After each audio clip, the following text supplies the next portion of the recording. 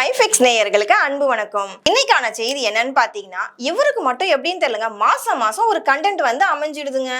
இவரோட நேரமா என்னன்னு கூட தெரியல. அதாவது பட்டக்காலே படும் கெட்டக்குடியே கெடுன்னு சொல்லுவாங்க. அதே மாதிரிதான் இவருக்கும் இவரோட மனைவிக்கும் விவாகரத்துன்னு சொல்லி எப்ப நியூஸ் வெளியில வந்ததோ அதுல இருந்து மனுஷன் ரொம்ப அமைதியாயிட்டாரு. அது வேற யாரும் இல்லைங்க, நம்ம நடிகர் தனுஷ் தான். போன மாசத்துல கூட நடிகர் தனுஷை பத்தி எவ்வளவு பிரச்சனைகள் வந்துச்சு, நம்ம எல்லாம் பார்த்துட்டு தானே இருந்தோம். நடிகர் சுசித்ரா அவர் மேல ஏகப்பட்ட கம்ப்ளைண்ட் சொன்னாங்க. அவர் என்னெல்லாம் பண்ணியிருக்காருன்ற பத்திலாம் சில விஷயங்கள் வந்துகிட்டே இருந்தது. திரையுலகில் டெய்லியும் பரபரப்பா போயிட்டே இருந்தது இந்த விஷயங்கள்.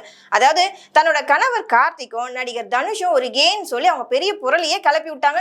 இது பெரிய ஒரு பிரளயமாவே அமைஞ்சிட்டு இருந்தது. அதை தாண்டி வரதுக்குள்ள இன்னொரு விஷயத்த இப்ப அவர் ஃபேஸ் பண்ண வேண்டியது இருக்குங்க. வேற ஒண்ணும் இல்ல, ஆல்ரெடி தனுஷ் வந்து பாத்தீங்கன்னா போயஸ்கார்ட்ல ஒரு பிரம்மாண்டமான ஒரு வீடை கட்டி முடிச்சிட்டாரு. அந்த வீட்டுல இவரும் இவரோட 2 மகன்களும் அடிக்கடி போய் தங்கிட்டு வராங்க.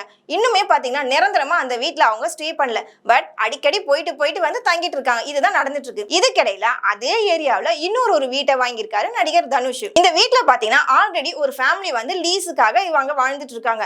அவங்களோட லீஸோட காலம் பாத்தீங்கன்னா வர ஜனவரியில தான் முடியுதான். ஆனா அதுக்கிடையிலே நடிகர் தனுஷோட ஆளுங்க எல்லாம் போயிட்டு அந்த வீட்டை சீக்கிரம் காலி பண்ணுங்க, எங்களுக்கு அந்த வீடு வேணும்னு சொல்லி அவங்கள டெய்லியும் ஏதாவது ஒரு பிரச்சனை பண்ணிக்கிட்டே இருக்காங்களாம். அவங்களும் சொல்றாங்களா, இல்ல ஜனவரி வரைக்கும் எனக்கு லீஸ் இருக்கு, நாங்க அது வரைக்கும் அங்க இருப்போம், அதுக்கப்புறம் நாங்க காலி பண்ணிடுவோம் சொல்லி அந்த ஃபேமிலி சொல்லியிருக்காங்க. ஆனா அதையும் கேட்காம தனுஷோட ஆளுங்க அந்த வீட்டுக்கு போய் அவங்கள தகராறு பண்றது, பிரச்சனை பண்ணி இப்படியே தொடர்ந்தே வந்துட்டு இருக்குங்க.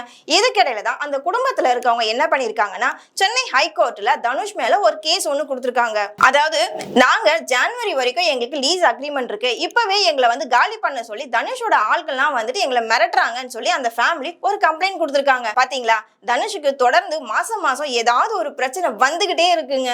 பாவம் மனுஷன் இப்பதான் அவரு தான் உண்டு தன்னோட படம் உண்டு ரொம்ப அமைதியா போயிட்டு இருக்க இந்த நேரத்துல தொடர்ந்து அவரே கார்னர் பண்ற மாதிரி சில விஷயங்கள் நடந்துகிட்டே இருக்குங்க.